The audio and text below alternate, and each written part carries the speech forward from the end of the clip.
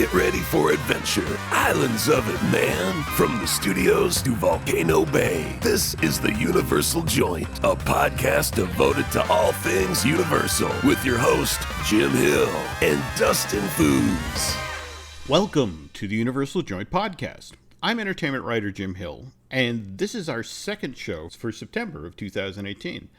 Dustin, my co-host, and I have both been traveling. In fact, you and Joe were just down in New York City, is that correct? Yeah, we were down there, had to get away from Toronto. It was a great vacation. Got a chance to see some Broadway things from, the lineups for Harry Potter and the Cursed Child that went on for a millennia. All the different things from the Rockefeller Center, and realizing, I've seen this Tonight Show with Jimmy Fallon stuff a couple of times. Really funny because they have a photo op inside the merch shop from the Voice, which is actually filmed at Universal Studios Hollywood. So tons of merchandise, tons of great fun. The Nintendo store, got a chance to see what was possibly coming to Universal Orlando in some respects. And we ate a lot of pizza, which I think that's what you do when you're in New York, right? You have to go to Ray's, the really good one. Well, it's funny you mentioned Universal Orlando, because that's actually where my daughter Alice and I were. In fact, we were down there just this past weekend, and we got to catch one of the very last performances of the Eighth Voyage of Sindbad. Now, you managed to catch that show at some point, didn't you? It was always on our list. We got halfway through the show and would either want a butterbeer or we'd have some other thing to go and check out. But from what I can tell, very dedicated cast and incredibly updated. Like they would update the jokes, the script. It was one of those things where it was a hidden gem at Islands of Adventure, right? Well, okay, so that was PR speak then. For me, what was impressive about the Eighth Voyage of Sindbad is it had this amazing physical plant. In a lot of ways, it was Indiana Jones Stunt Spectacular at Walt Disney World's Disney's Hollywood Studios. Is beloved by a lot of folks, but it was created in '89, and when the folks at Universal decided they were going to do a stunt show of their own for Islands that opened in '99, they decided to do Disney one better. That, if you remember the physical plan of the show, they actually have a soundstage, sort of a rigging of a ship or that sort of thing that juts out into the audience. You're right. There's a lot of contemporary gags. It's in a weird sort of way. For me, it was sort of where Indiana Jones meets the Hoop-de-Doo Davy Crockett show, where, there's a lot of cheesy physical gags and things like that. But, the other thing, frankly, that's kind of interesting to me about it is that it got built at all without involving an IP. I mean, I know there's always, there's a number of folks who believe that this show is actually based on those Ray Harryhausen Sindbad movies. I think there were 3 of them at some point.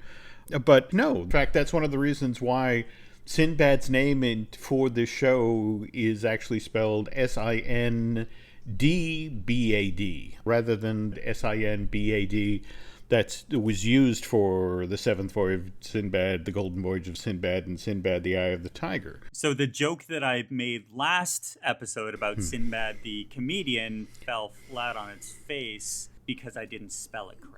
I tried. We'll give you an A for effort there. But what was nice was to be there the last day of the last performances, and it was a very appreciative crowd that turned out. At the end of the show, the cast came out, and lots of folks took the opportunity to get their picture taken with them, and I was glad I went, but at the same time, I'll be intrigued to see what they do next year. But again, just thinking back to an era when Universal would do things that weren't based on an IP. Whereas, think about, contrast that with what's going on in Hollywood right now. Just in the time since we recorded our last show, the Jurassic Park ride has closed on the lower lot there. Had its last group of folks go through on September 3rd, and there's already photographs, if you're looking in the right places online. The fences are up, and they are working hard to change out that attraction. There's a press release out there now that describes what's coming is the Jurassic World ride,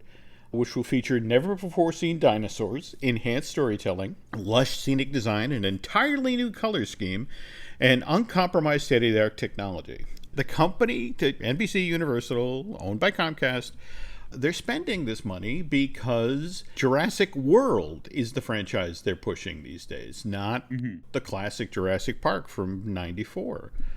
Did you see that's just now out on Blu-ray and DVD? Yeah, and it's doing fairly well. I think that when we're looking at Jurassic World Fallen Kingdom, going into the release, there were some questions trying to figure out, would this be the traditional, after the first one, will it be as good? Is the second the best one? Is the third one going to dwarf the second one? And Jurassic World Fallen Kingdom was a good movie. It may not have surpassed the original Jurassic World. And granted, there were character elements and story arcs and that kind of thing. But I think when we're looking at it, it was a great escape for people to get out of real world and head to a movie theater. And it worked. I got a chance to see it. When you look at the money that it's made, a lot of other people got a chance to see it too. Yeah, I mean, third highest grossing film of the year so far, $1,300,000,000 worldwide. That puts it behind Black Panther, which to date has sold $1,340,000,000, but a distant third, obviously, to Avengers: Infinity Wars, $2,046,000,000. So, in that competition, I'd be happy to come in third. And speaking of threes, for those of you who are marking your calendars, there's already a release date out there for Jurassic World 3. It's supposed to hit a theater near you or on your iPhone or however we'll be watching movies in 2021 on June 11th of that year. And speaking of marking your calendars, did you see this announcement just a week or so ago about the 2019 edition of the celebration of Harry Potter isn't going to happen? This was fairly shocking. There's two ways of looking at it. First off, 2019, there's a lot of things that are happening within the Harry Potter Wizarding World of Harry Potter at Isles of Adventure. There's a lot of moving parts that are happening with Universal Orlando.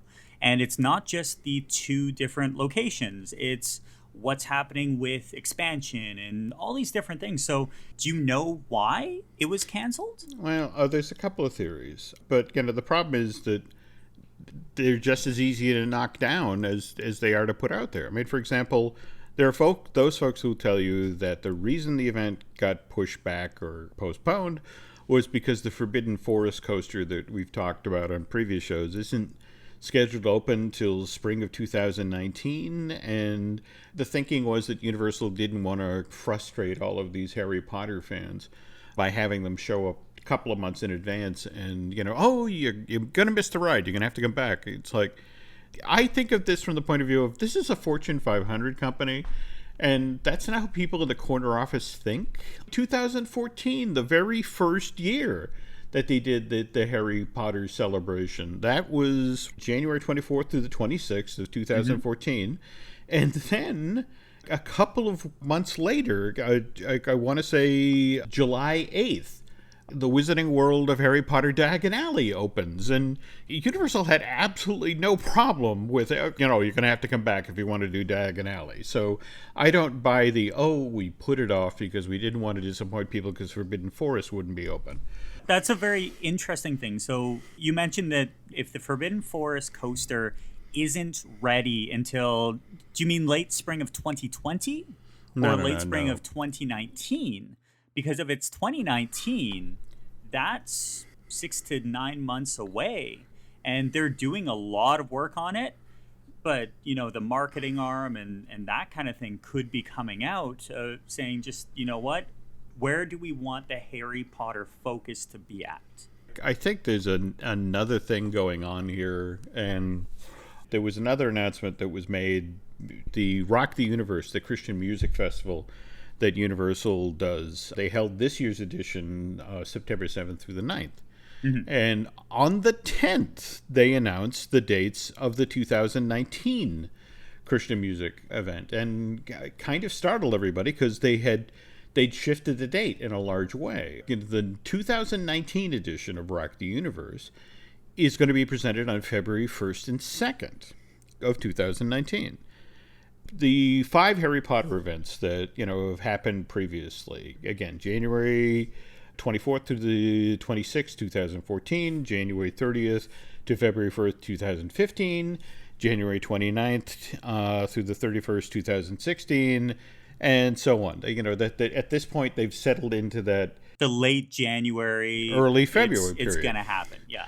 Okay, so now you take your Rock the Universe, which has traditionally been that first or second weekend of September, and now you're shifting it to February. Now, Mickey's Not So Scary at Walt Disney World's Magic Kingdom this year, their very first event for that hard ticket was presented on August 17th. Yeah, Halloween season, of course. Yeah, and here you have Halloween Horror Nights 28th edition. This year is being presented for a record 36 nights. The 10 mazes that are being presented this year, it was told by Mike Aiello, the gentleman who drives the bus on this hard ticket. This is going to be the standard going forward. They're officially jumping from 9 mazes to 10. Very late in the game here, they jumped from 34 nights to 36 nights. So what do you want to bet that one of the reasons Universal moved Rock the Universe was to allow them to maybe go one weekend earlier, maybe 2 weekends earlier for Halloween Horror Night? Well, and one of the other interesting things about Rock the Universe, so when the announcement was made, I went online and started to search for their lineup. And so they have a couple of big names, so Skillet, Lecrae, Bethel Music, Matt West. But the big one on there was Skillet. And Skillet kind of goes back in time.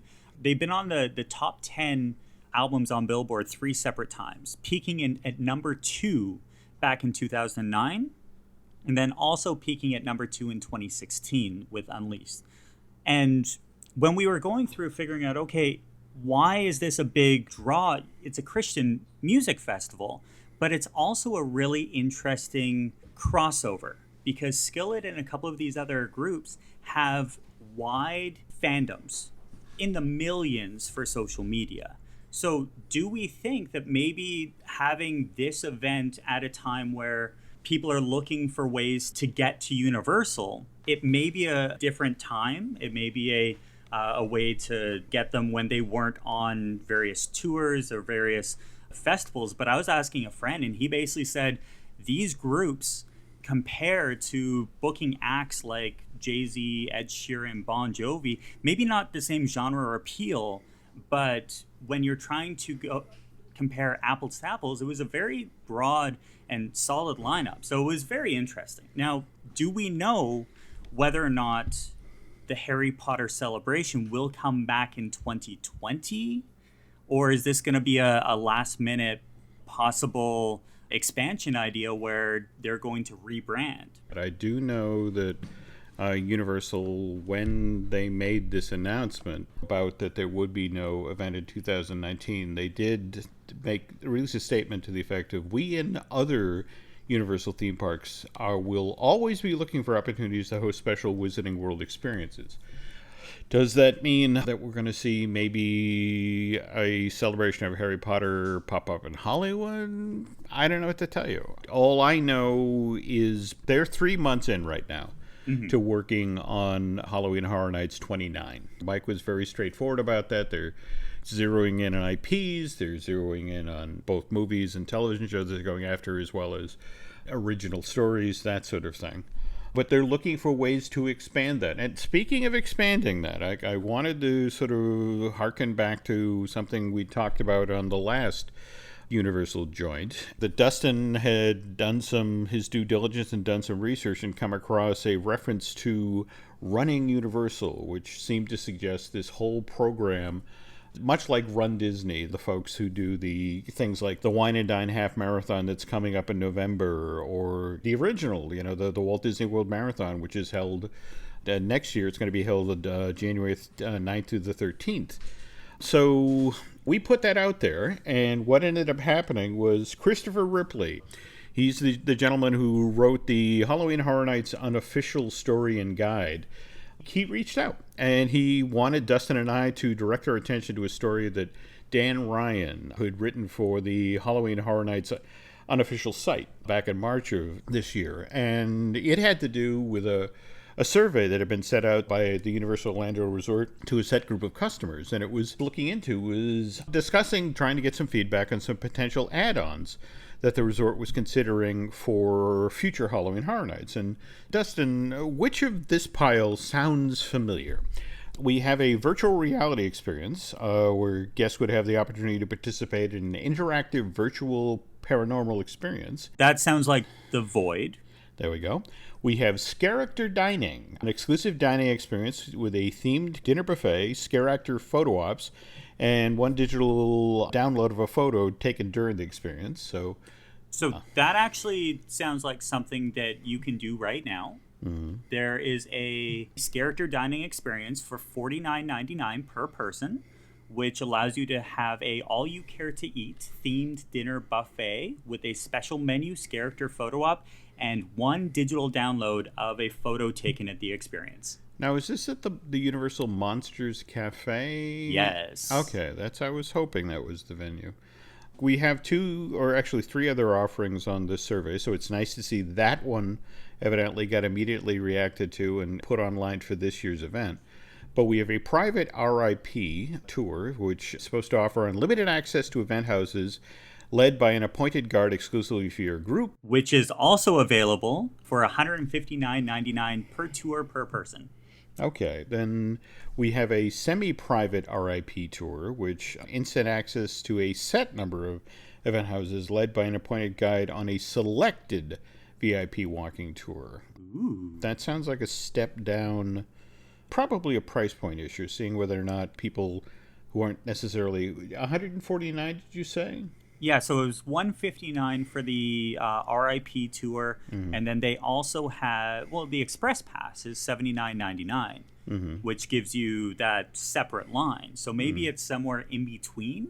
True. Okay. Well, it'll be interesting to see if that's activated for 2019. But here is the one that I thought particularly would intrigue you: the Zombie Run 5K. So this would allow folks to part in Halloween Horror Night to participate in a foot race through Universal Orlando as you are chased by zombies. Uh-oh.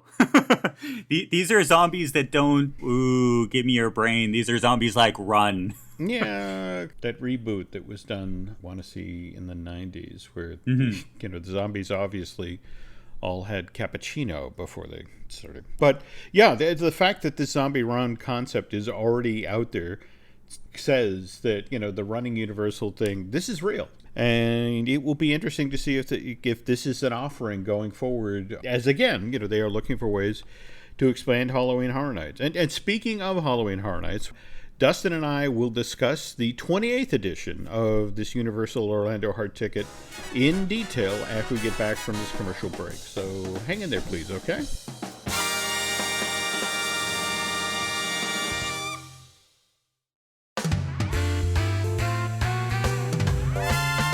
Before we get started here, Dustin, a quick housekeeping note. On our last show, I was talking about my old friend Rick West and mentioning how he was involved with the Scare LA folks. And, yes. Well, it turns out that Rick actually is an ambitious guy, and he launched his own Halloween horror-ish event. It's called Midsummer Scream. It's celebrated its 3rd year this past summer, held down at the Long Beach Convention Center, and I've been told by folks this is well worth checking out. I apologize for Rick that I was not keeping up to date on what he was up to, and I will definitely have to check out Midsummer Scream for the 2019 edition. Yeah, but that's huge. Congrats, Rick, for 3 years. The first year is always incredibly difficult to get your message and your branding and that kind of thing. The second and third years are where things get fun. So definitely looking forward to checking this out. And speaking of fun, let us talk about Halloween Horror Night 28.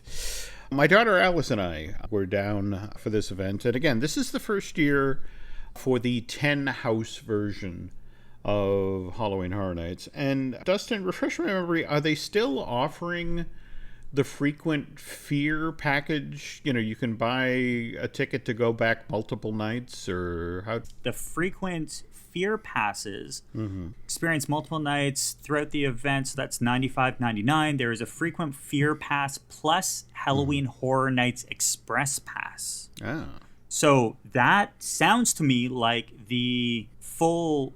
Oh, this is just incredible. Okay, so if you are interested in going to Halloween Horror Nights, keep in mind there are single nights and then there are flexible nights.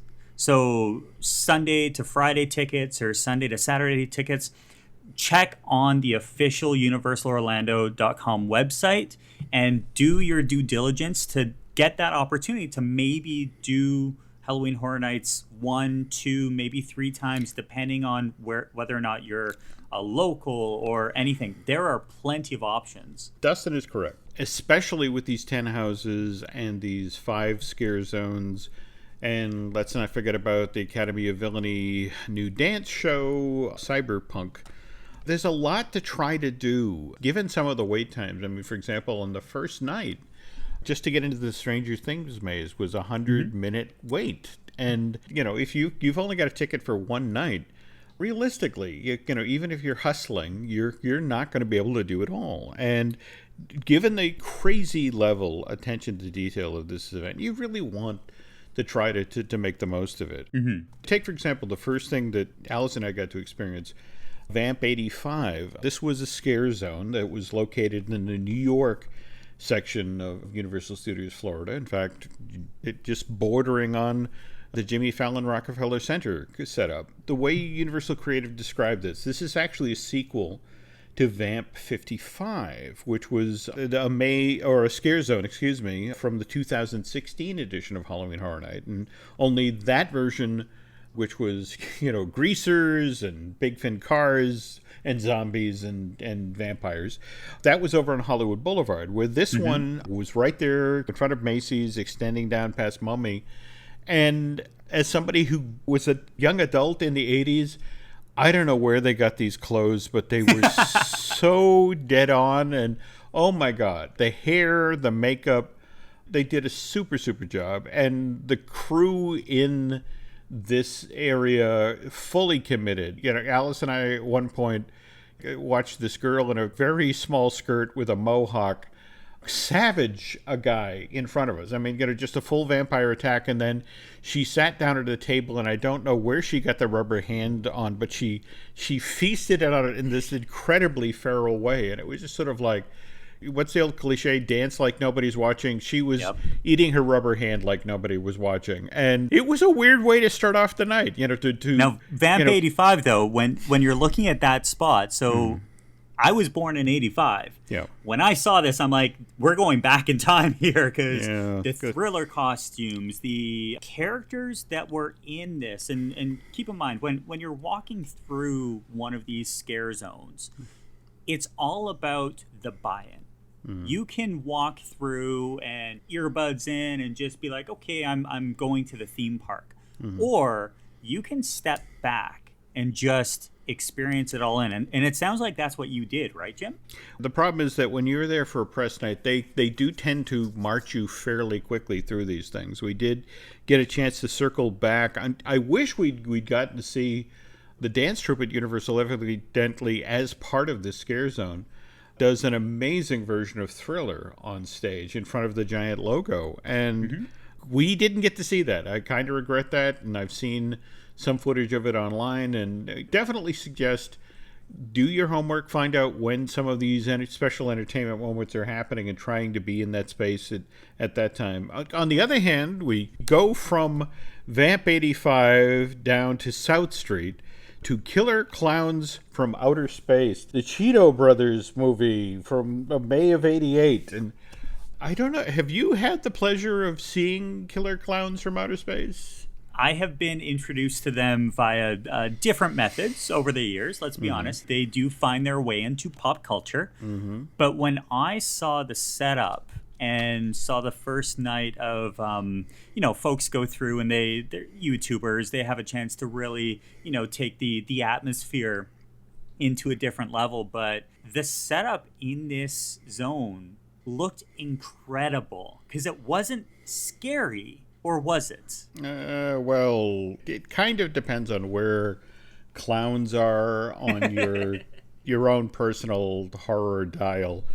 These outfits were incredible, and Universal supposedly reached out to the Cheeto brothers, and for the clowns actually got to make use of the original molds from the actual film, and they were typically 7 or 8 of these guys in full suits and masks, wandering back and forth through the fog with the circus music playing and the giant dangling cotton candy cocoons with faces sticking out of them. And it was spectacularly unnerving. It was one of those things where I was happy to stand at the outside of this area and look in. Walking through, especially given how big some of these guys were when they were in their outfits. And that was the other thing. These are full costumes, fully padded costumes. In fact, I observed at one point a security guy walked up to one of the clowns and just had sort of this quiet conversation of like, are you guys okay in there? These suits look really hot. And if you need to get us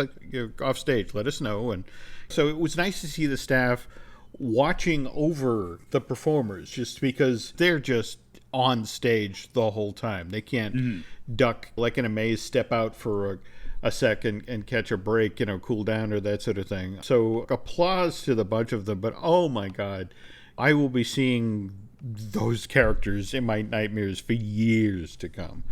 So we go from South Street and we head over towards Central Park, and here's our third scare zone of the night. We do Twisted Tradition, which this is the area last year where they had the Trick or Treat Scare Zone inspired by the 1988 Warner Brothers movie.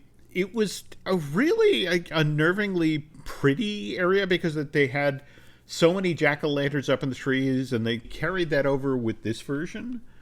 But this was more about a far scarier take on the holiday. There were some incredibly impressive stilt performers who were doing costumes that were lit up from within, sort of pumpkin scarecrow characters that walked through the space. But there were people who had these pumpkin slime makeup on, where it was just basically their faces were slathered with what looked like the innards of pumpkins and that sort of thing. And don't you feel like we're in the wrong industry? No. That could be something that we could be doing day in and day... No? Okay. No. Don't get me wrong. I love shows like Face Off on Sci-Fi, where you get to see people do this craft, to sculpt the mask and do the detailing and the painting and that sort of thing. But the notion of having to create something like that, and then for the 36 nights that this is presented, do the makeups and make sure that people are proper sight lines or Vaseline covering for their face so this breathes properly, or more to the point, it's easy to remove. I mean, this is a tough thing to do, which is why when you get to something like the first house of the night that we did, which was The Horrors of Blumhouse. This is set up in the tent that's right next door to Men in Black Alien Attack, and I think Universal Studios calls this its World Expo area. I'm actually kind of sorry to say that this one didn't really work for me. This was actually 2 Blumhouse movies sort of hammered together. There was that Happy Death Day movie that was out of October of last year. It was sort of a horror version of Groundhog Day, where this one college co-ed kept living the day that she was murdered over and over again. And so that was the conceit. You kept going in and out of the first half of the maze, was basically going in and out of her dorm room, and then what happened to her after she went various places. And interesting to watch moments with the security teams or the staff that are inside the mazes, because the way you moved, you came into the dorm room from the hallway, and then in order to exit or to transition to the next scene, you basically walked into this girl's closet. But the way they did the closet is they had clothes hanging on a bar, and you had to push the clothes aside and move into the next room. And what was happening was a lot of people were balking at doing that. So they weren't moving through the maze all that quickly. And so here the security guys was like, look, I don't care if you have to push them. You got to get them through this room. They have to, at least in the first room, understand that, okay, you are going to be stepping into this closet, 3 and 4 different times as you make your way through that part of the Happy Death Day inspired part of the maze. And now, did they have characters on the other side? Like, was it a psychological thing that people were just like, I know if I go through this, I'm going to be scared? I think that's always part of the mazes. And of course, for Happy Death Day, you had the babyface killer in his rubber mask. I just don't think the repetitive nature of it didn't pay off quite as well as it did. And then suddenly, in the middle of the maze, you now are in the first purge. And now you have different purgers leaping out at you. And at one point, I remember there was a guy dressed as a pig man who had a gun in his hand that shot water. And it was just sort of like, okay, that was unnecessary. But as far as mazes go, love the design of it, the attention to detail, that sort of thing. I just don't know if this one was entirely successful.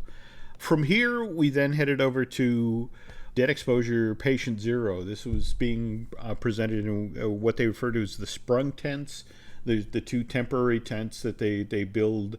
They're basically in that backstage space between Men in Black and the Simpsons ride. We call them expansion pad ideas. There we go. Where it's like, oh, what could be coming next? And then we ask and people say, well, Halloween Horror Nights. It's like, yeah, but you can do something permanent. And they come back and say, no, Halloween Horror Nights. We'll get to that maze in a bit, the Seeds of Extinction. I believe this was the 10th maze that was done for this event, and what was fascinating about this is that it was set up in a building I've never been in before. That was the Parade Warehouse. Second Parade Warehouse. This has been built backstage relatively recently. Mm-hmm. They decided to also use this building as a maze. But anyway, getting back to Dead Exposure Patient Zero, this was actually a sequel to a maze that had been done 10 years previous at Halloween Horror Night 18. Supposedly had to deal with a zombie apocalypse, but this is the prequel. It's set in Paris, and they're trying to cure the illness. And what they come up with is that as you entered the maze, you were supposedly going through this medical fog treatment you were supposed to breathe in as you walked. It was supposed to cure you of the zombie illness. And unfortunate side effect, it turned you blind.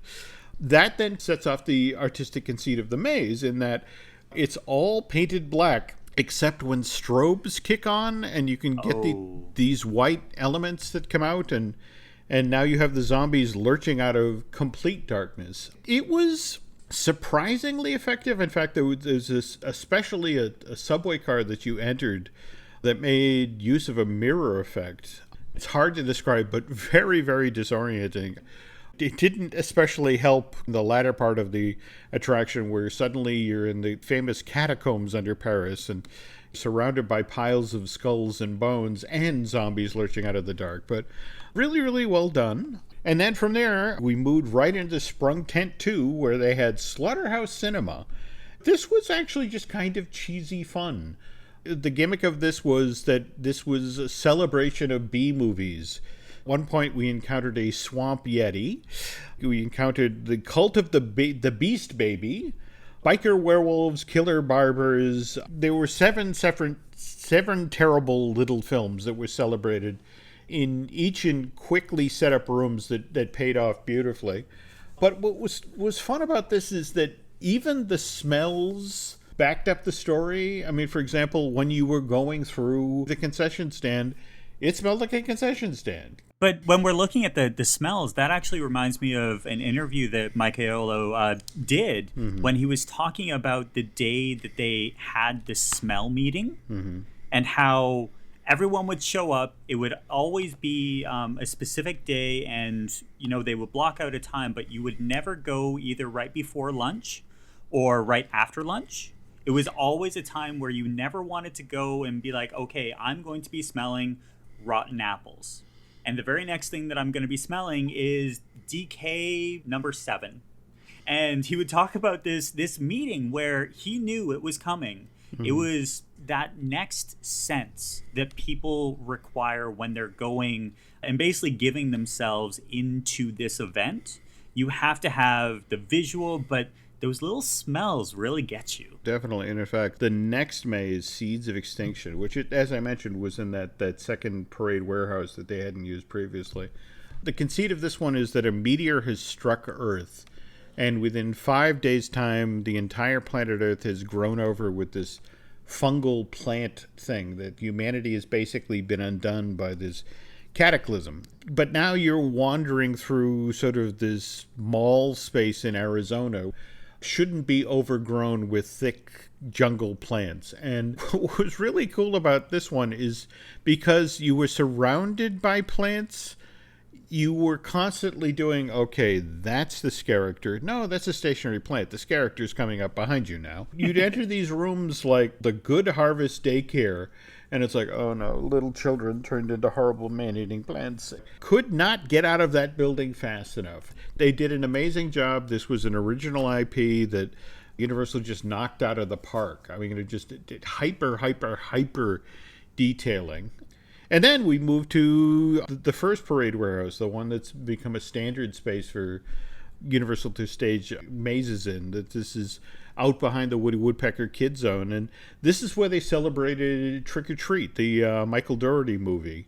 I don't know how many of you are familiar with Trick or Treat. It came out in December of 2007, which tells you right off the bat somebody at Warner Brothers wasn't on the ball, which is why this movie has kind of fallen through the cracks. But Dougherty has become kind of a rising star in the industry since then. He directed Krampus, which, by the way, Universal turned into a maze last year, and he's actually putting the finishing touches right now on Godzilla, King of the Monsters, which will be out next May or thereabouts. But this was a cute maze. I mean, not overly frightening. In fact, at one point in the maze, there's a kid who's eaten too much cotton candy or Halloween candy.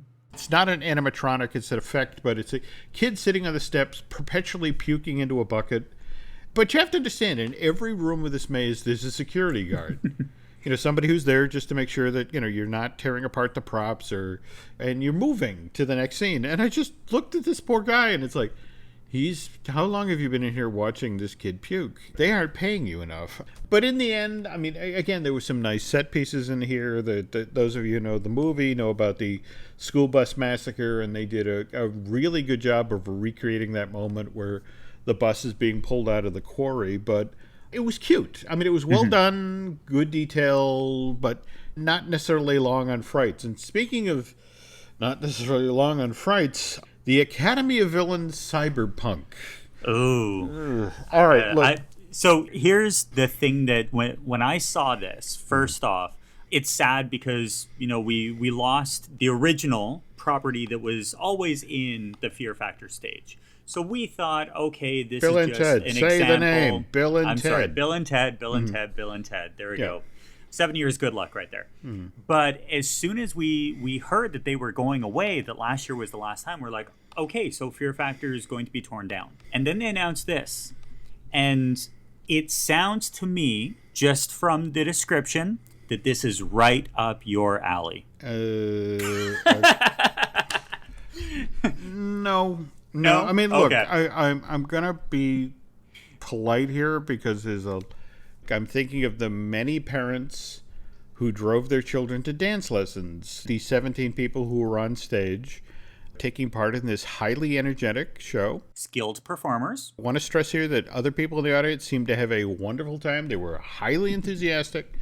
It gave them a good, strong feeling, and no expense had been spared. This was a well put together set and professionally lit, lots of pyro, and in the end, it was basically the musical version of The Terminator. Those of us who know James Cameron's work, that's what that film was missing. The Arnold Schwarzenegger, turning to the camera and going, I'll be back, and I'll give you such a smack. I will kill all the policemen and then put them in a stack. No, this is not a story that needs music and dance. It was 25 minutes long of music and dance. And my friend Arthur Levine, who writes for USA Today, we were back in the press center late afterwards and talking about what we'd seen earlier in the evening, and we both admitted that this was a show that made us feel very old because all we can think of is like, turn down the music, I can't hear. No disrespect to the parents who paid for the dance lessons, but if you're running low on time, at your Halloween Horror Night, you could maybe take a pass on Academy of Villainy Cyberpunk show. And then from here, we start to head back through the park to the Revenge of Chucky scare zone. And that one was actually very entertaining. Mm-hmm. The gimmick of it was that this was sort of a toy trade show event that Chucky had perverted. So, for example, there was the display of sort of an easy bake oven with a child sticking out of it. So something had clearly gone wrong there.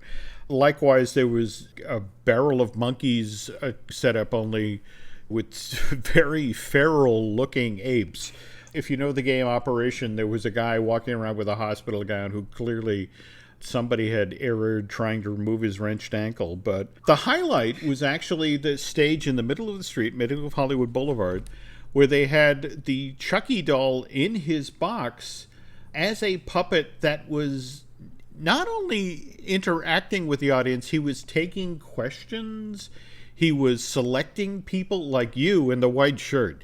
It was a level of interaction that you don't typically get at these sorts of events. And I want to say there was 100 to 150 people crowded around the stage, just sort of hanging on Chucky's every word. And just today, there's a Chucky reboot in the works, and they just released the first imagery of the new good guy doll. Oh, wow. Yeah, it's just enough of the Child's Play looking character that we know from the original film from November of '88, and God help us, the 6 sequels? Seriously, if you have some time, in much the same way as Dustin was telling you about Take Your Time, Linger in Vamp 85, this is another one. Definitely worth your time to hang out there. And then we transition into Halloween 4, Return of Mike Myers. This is located in the Shrek Theater. I think a lot of people don't realize that there's actually 2 of those theaters. Mm-hmm. They've converted one of the spaces into, this celebrates the 4th of the Halloween films, the one that was released in October of '88. And I'm not going to lie to you, this was kind of one note. Sort of repeatedly, it's guy in a William Shatner mask that's been painted white, that's in a jumpsuit that holds up a knife, and you sort of kept going from room to room to room and have that happened, and there was no place for it to go, and so we transitioned out to the seat very quickly, and now we're in the Harvest. This is the 5th and final scare zone of the night, and this is in the Production Central corridor, the Plaza of the Stars area. You know, as you enter the park and you're walking back toward Jimmy Fallon and Mummy and that sort of thing, you up the main drag there. This was basically a temporary old barn that'd been set up, and you had sort of scarecrows that looked like they were wearing ghillie suits, lurching out of the fog. And I mean, the interesting thing is this area also doubled for where they put the marquees for the various mazes. So it was kind of a twofer, but fun to walk through, not all that memorable. Anyway, again, we take a break at this point, and we now start to plunge into the big mazes that are built out on the sound stages. And the first one we went to was Stranger Things. Now, you've watched this Netflix series, right? Yes. So from what I've heard of this particular maze, when you go into Universal Studios Florida, usually you look to see how busy the night is going to be based on what the wait time is for Minion Mayhem. Mm-hmm. And from what we can tell, and correct me if I'm wrong, Stranger Things is this bar where you walk in, and if Stranger Things is, 40 minutes, it's like, okay, things haven't gotten crazy yet. But by the time the event gets going, this is the 85 to 125 minutes where everyone is there because Stranger Things has such a diverse fandom that it makes sense. Everyone wants to see this. It was the longest line of the night. It was the one that people were most excited to see. And having just the weekend before the event, Alice and I sat down and watched all 8 hours back to back to back, so we were properly prepped. It was kind of fascinating to watch that story filtered through a Halloween Horror Nights sensibility. I mean, for example, do you know the moment in the show where the Winona Ryder character, Will's mom, is chopping a hole in the wall of her house because she's, her son's trapped in the alternate dimension, and she's seen him try, on the other side of this wall. At that point, it's a crazed mom doing whatever can to save her child, and your heart goes out to her. In the Halloween Horror Nights setup, you come around a corner, and here's a mom with an axe chopping at a wall who then turns and looks at you with the axe in her hand, and it's like, wow, so that's... Now I'm supposed to be scared by the mom trying to rescue her child. That was what was kind of fascinating about Stranger Things, was to take a lot of horror moments, reimagine them, or storytelling moments, and imagining them as horror beats. They did some amazing stuff in here that did a beautiful job of echoing the look and feel of the film. I mean, I'm sure you remember from watching Stranger Things, the moments when they were in the Upside Down and you'd see that sort of particulate matter in the air. Mm-hmm. What they did, and you know how when you're at a Disney theme park for Mickey's Very Merry... Yeah, for the snow. There we go. Yeah, okay. They kicked on the foam machines, and that became the particulate matter. The other thing that was kind of startling about this was to have actual children in the maze. And don't get me wrong, I know they've done this before. Just last year with the Shining maze, where they come join us, the twins in the hallway. But it was still kind of startling to see, especially when I'm in there at 11:30, 12 o'clock at night. It's like, I'm enough of a parent that it was like, my first thought was like, you should be home in bed. Not like, oh my God, you scared me, kid. Well, and working with kids is very, especially when you're in a theme park environment, by all means, that's the way that it should be. They have very strict working environments that they have to, it's very time-based. Mm-hmm. It's an incredible learning experience for them because usually they are child actors. Mm-hmm. And you have that opportunity to get them in at this event and see what they can do. Granted, it's a very long night. It's very disorientating for a lot of people. The other thing worth noting here is that given the thousands of people you were pumping through these mazes, don't get me wrong. I know that the scare actors are performing, but it's a very narrow performance, because they have to bump all these people through. In fact, that was one of the last beats of the Stranger Things maze is you come around a corner and here is Eleven doing sort of the power hand at you, standing there in her hospital gown. And it was just sort of like, ooh. And again, I don't want to think of Eleven as a monster. From the Stranger Things storyline, she's this poor little girl who is being abused by this secret government organization because of her powers. But anyway, I'm being a dad. I'm sorry. Another quick side note here, though. What's fun about what Universal has decided to do to celebrate Stranger Things being part of Halloween Horror Nights is they've actually created some food items that key off of the Stranger Things mythology. So if you want a sandwich made out of Eggos, you can get a chicken and waffle sandwich made with Eggos. So seek that out when you're in the park. On the other hand, if you go to the Poltergeist maze, which is being staged in Soundstage 25, I wouldn't recommend getting the steak because it walks around by itself. We talked earlier about, taking a film and focusing its storytelling sensibility. What fascinated me about what they did with Poltergeist is where they decided to start this story. In fact, I was talking with Michaela about this, and it's like, face it, the thing of Poltergeist, what makes that movie scary is, at least for the first half of it, it's set in this very, very normal suburban environment. So how do you make that scary? And what they actually decided to do was, when you walk into this maze, you are in the swimming pool. You're in the moment where you can hear the father, you moved the gravestones, but you kept the graves in place. You are literally in the last 15 minutes of this movie. And you enter the house through the swimming pool space and go under the house with all of these gravestones popping out. And then this becomes puppetry tour de force. They do between the scary clown toy, between the spirit that's on the other, go into the light. They had some giant motherless puppets. And then the way our evening ended, anyway, our group went to Scary Tales Deadlier Than Ever. It's basically the Wicked Witch 1.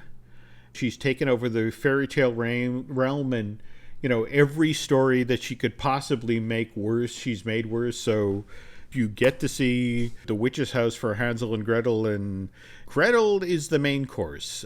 Or, you get to see the story of Rapunzel with all of her suitors and all of her helpers tied up with her hair, and Rapunzel herself has been scalped. Oh. There is, again, a wonderful puppet in the early moments of this thing. They do a cowardly lion that's now feral and fierce that you come around a corner, and it's an amazing piece of work, definitely worth taking out. Was this the one that had the witch that would jump off of her platform? I didn't get to see a witch jump off of her platform. Oh. What I did get to see, as you enter, they built a wonderful witch's castle. You can actually hear the witch as you're entering. Come around a corner, and here's the witch's castle, and here she is monologuing as you enter the maze properly. You walk under her, but it was kind of a weird moment that they had her harnessed basically to the ceiling of the soundstage. You wanted to be looking at the beautiful castle. You wanted to be looking at the witch in her amazing costume and makeup, but all you could see was the safety harness. It just kind of pulled you out of the moment. But what's interesting about that is that with Halloween Horror Nights and all of the various mazes and scare zones and everything like that, what people need to realize and almost take into account that how impressive this event is for the fact that every year is different. And every year they do different properties, and the people who are working there, they do that for that 1 year, for that one event, and then they're going to learn something else next year. No, it's interesting you say that, because the very final maze we went through for the night, Carnival Graveland Rust in Peace, kind of turns what you were just saying on its ear, because what they did is they went to the warehouse and pulled out pieces of every Halloween Horror Nights maze that they'd done to date and used those to decorate the set. The scale of this one, it just towered over you. Props from all sorts of Halloween Horror Nights previous were scattered in among the space, and they took advantage of the fact that this is one of the bigger sound stages at Universal Studios Hollywood, and just went huge with the size and the scale of this thing. I mean, it was a wonderful way to end the night. So there are two questions that I have just before we end out, just because you were just there. Mm-hmm. You went through all of these on the media tour. So it's similar to an RIP tour that public can go and get, $159 per person, where you basically get to walk right onto the houses. Was that worth it? Or would you believe that the Express Pass, which is half the price, $79, like, which one do you think, after being there and seeing the lines and seeing how much you got done, is it worth the price? No disrespect to my hosts at Universal Studios. I just wonder if trying to do 10 mazes and 5 scare zones and an Academy of Villainy all in one night is the best way to do this. Especially when you're doing the RIP tour and you're being marched from maze to maze to maze to maze and through scare zones and that sort of thing. It's the equivalent of having a Thanksgiving dinner in 30 minutes. I mean, you're bolting down all of this incredibly rich stuff. Well, details that people like Mike Iola and his entire team have spent 18 months on. Yeah. You're being gone from one to the next, feeling like, herded cattle. Again, I know that, the advantage of the RIP tours is you get to see everything. The disadvantage is you get to see everything quickly. You don't necessarily get the time in, for example, to talk with your friends as you stand in line for the next maze, going that, oh my God, weren't the puppets in Poltergeist amazing? And what was your favorite effect from, that sort of thing? You have to take it down all in one gulp. And more to the point, you also have to march across the park. Do you cover the entire park? The park opens at 6:30 and closes at 1? It's a long night. If it were me and money were no object, I would actually bury the needle in the other direction. I would perhaps spring for the express pass, but I would do this over several nights. Makes sense. I would plant myself for an hour or so in Vamp 85 and enjoy all the show elements there and the individual scenes. I'd probably get an adult beverage thirst to calm my nerves and then go hang out in the Killer Clown Zone. I mean, I really regret that I didn't get any pictures taken with those guys, but they creep me out.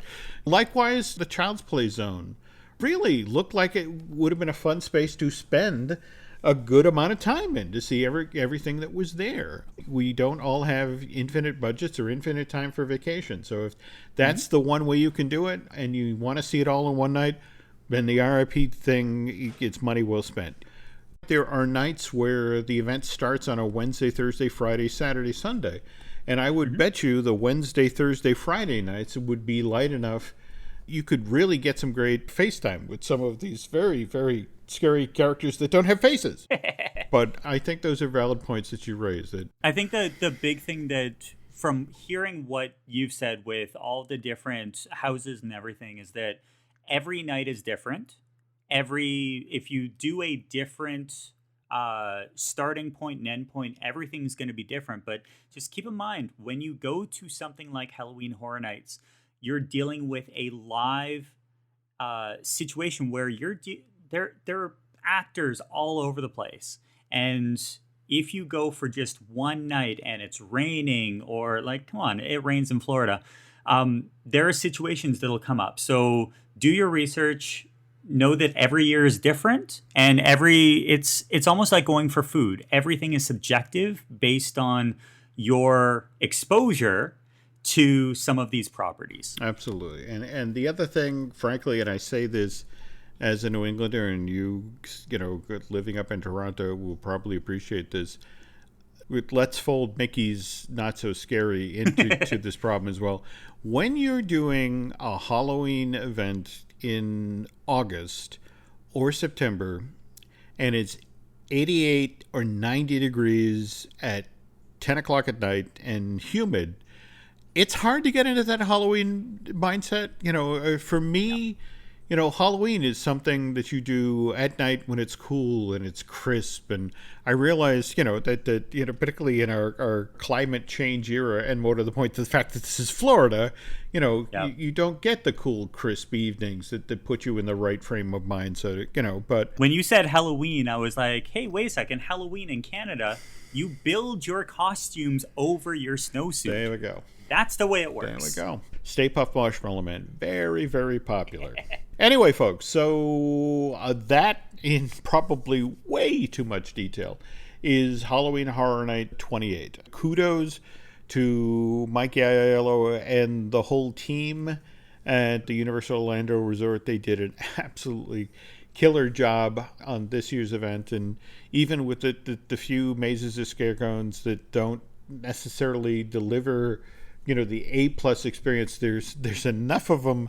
This particular event is well worth seeking out. So if you're down in Orlando over the next month or two, do make a point of seeking this out. In the meantime, Dustin and I will be back in just a short while with even more news about all of the other stuff that's opened in and around the Universal Orlando Resort. In fact, we have yet to really do a deep dive on the Aventura. So let's look at doing that the next time around. Okay, Dustin? Absolutely. Cool. Sounds good. Okay.